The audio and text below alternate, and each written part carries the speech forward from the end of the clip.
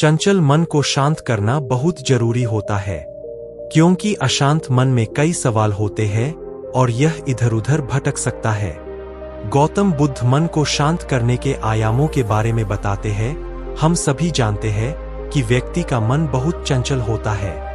यही कारण है कि मन अशांत रहता है और कई तरह के सवालों का जन्म भी अशांत मन के कारण ही होता है। यदि आप जीवन में शांति चाहते हैं तो इसके लिए जरूरी है मन को शांत करना। लेकिन मन को शांत कैसे किया जाए?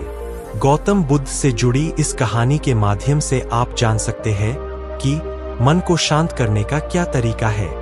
इसमें भगवान गौतम बुद्ध द्वारा मन को शांत करने के आयामों के बारे में बताया गया है। जानते हैं इस कहानी के बारे में, जिससे आपका जीवन बदल जाएगा।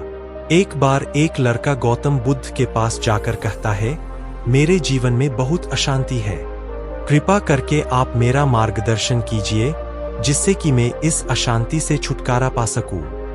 गौतम बुद्ध लड़के से जीवन की अशांति का कारण पूछते हैं।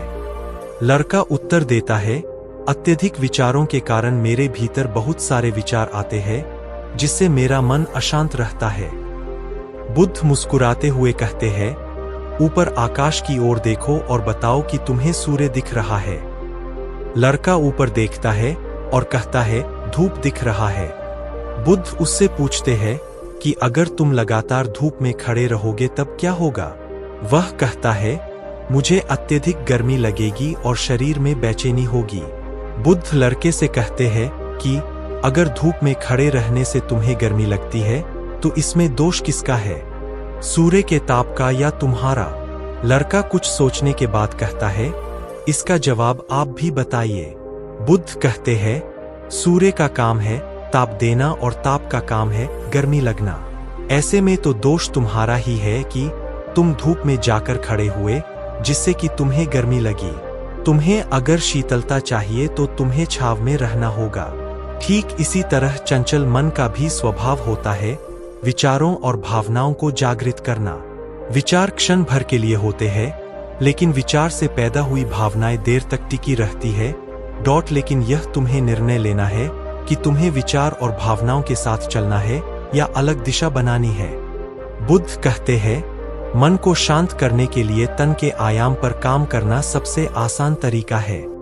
शरीर के स्तर पर हमारी कर्मेंद्रियां और ज्ञानेंद्रियां है। कर्मेंद्रियां कर्म और ज्ञानेंद्रियां ज्ञान से जुड़ी होती है। इससे हम अपनी संवेदनशीलता को बढ़ा सकते हैं, यानी हम जो भी काम करें उसे आनंद के साथ करें।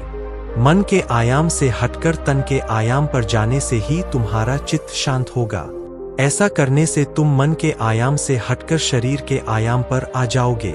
ठीक उसी तरह जैसे तुम धूप से हटकर छांव में आ सकते थे। मन के आयाम से हटने पर तुम्हारी जागरूकता तन पर आ जाएगी।